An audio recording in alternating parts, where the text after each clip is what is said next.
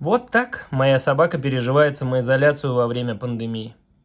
Здорово, бандиты! С вами я, Роман Гусев, и сегодня в выпуске я расскажу, как проходила пандемия в Японии.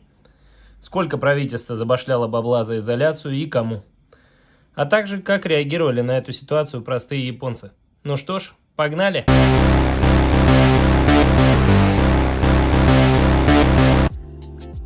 В общем, рассказываю.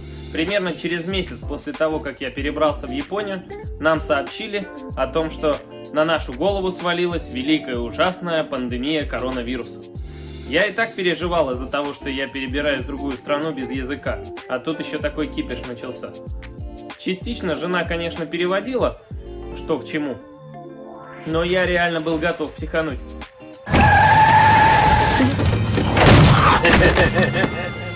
У вас черный юмор. Умей радоваться мелочам. Первые 2 недели после объявления пандемии дисциплинированные японцы самоизолировались по домам и выходили максимум в магаз за продуктами. Рестораны и кафе самостоятельно ограничили время работы, так как правительство обещало им финансовую помощь. Улицы Японии стали похожи на программу переселения россиян на Дальний Восток.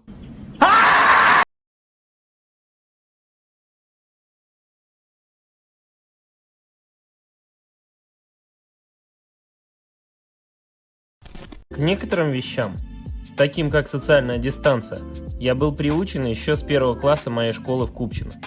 Когда, зайдя в школьный туалет, я встретил чем-то обдолбанных старшеклассников, которые сказали мне, чтобы я не писал здесь, так как по их убеждению из сортира должны были вылезти черепашки-ниндзя и ударить мне по яйцам палкой или нунчаками. Об этом никому ни слова.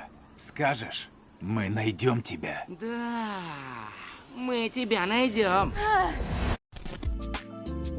По поводу масок. Так как мы семья паникеров, мы заранее затарились масками в аптеке. И сделали верно, так как после 2 недель самоизоляции на полках не было ни антисептика, ни масок. Люди чаще стали выходить на улицу, и у всех были одеты маски. Хотя надо отметить, как сказала моя жена, и до пандемии японцы одевали маски. Кто-то боялся вирусов, но чаще их одевали девушки, которые не успевали накраситься или у кого были проблемы с внешностью. Нет, милая, пакетик оставь, он тебе очень идет, ты мне очень красиво.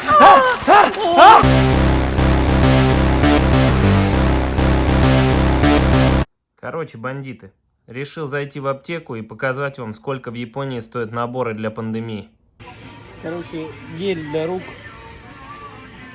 спиртовой 880 йен без налога, 968 уже с налогом будет стоить. В Японии все время такие цены, что первая цена без налога, чуть ниже с налогом. Это как бы финальная. Салфетки влажные по 300 йен. Упаковка это без налога, 329 с налогом. Ну и спиртовые антисептики. Цена. Ну и просто мыло. Такая интересная штука спиртовая. Она распыляет в воздухе и убивает бактерии в воздухе. То есть ты ее ставишь, включаешь, и она распыляет. Вот такая цена.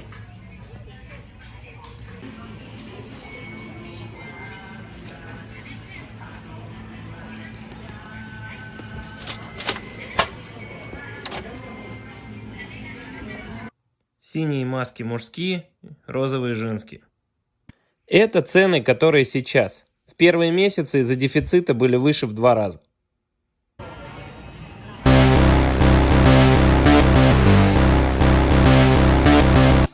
Теперь о том, что же делало правительство, чтобы минимизировать ущерб от пандемии. Во-первых, они выпустили рекомендации, которые вы уже и так знаете. Оставайтесь дома, одевайте маски, мойте руки. Для магазинов ставьте антисептики при входе и на кассах вешайте защитные экраны. Во-вторых, они закрыли границы с другими странами и парочку своих же префектур, где распространение было масштабным. В-третьих, они единоразово выплатили всем людям, вне зависимости от возраста и пола, $1000. Это 104 тысячи йен. Или 75 тысяч рублей. 75 кусков, Карл. Да притом выплачивали своим гражданам, иностранным студентам, оставшимся в стране, и даже мне, иммигранту, имеющему карточку вид на жительство. Когда я только услышал об этом подарке, в голове моей полетели варианты, что же делать с этим подгоном.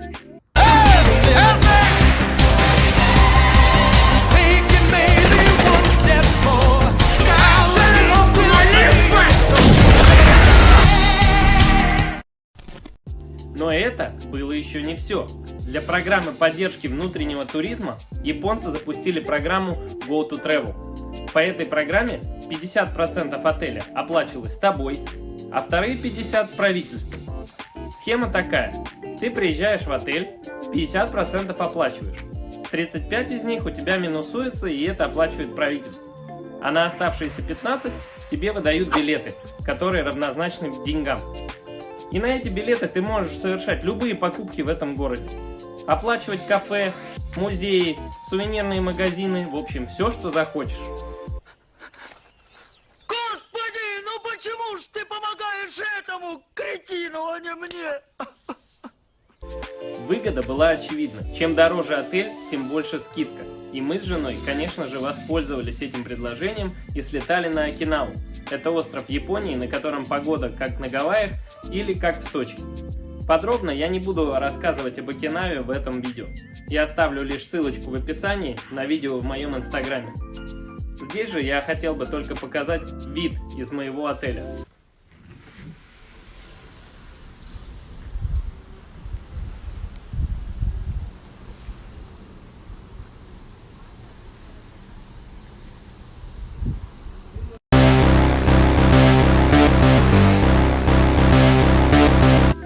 Пандемия сходит на нет, мир думает о вакцинации.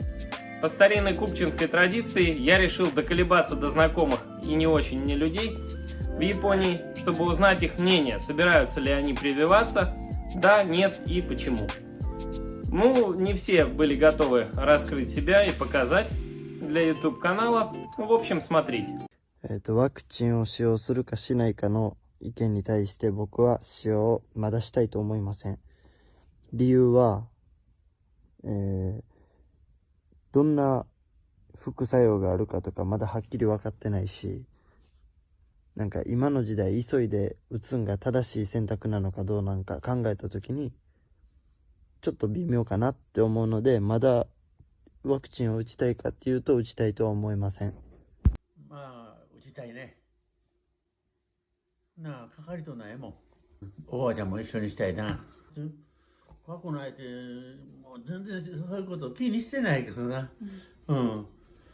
怖いっていうの、深く考えたら怖いみたいに思うけど、今のところは何とも思ってない。ロシアの皆さん、こんにちは。ローマンの友達です。コロナのワクチンについてですが、私たちはコロナのワクチンについては、今のところ反対派です。その理由は、コロナはなんかすごい未知のウイルスで怖いっていうのはもちろんあるんですけど、ちょっとワクチンについては承認されたとはいえ、なんか全然全く知らない、まだ知識もないそのワクチンの液体液体っていうのかな、なんかその液体をやっぱ自分の体に入れるっていうのはすごいリスクもあるし、なんか副作用についてもまだわからないし、ちょっとそこについては不安もあって、まだなんか義務化、ワクチンを義務化されるっていうことまで来たら打つかもしれないですけど、まだそういうのもないし、ちょっと打つのは怖いかなって思ってます。なのでワクチンはまだ私たちは打たないと思います一応反対派ですいいんちゃう？終わります。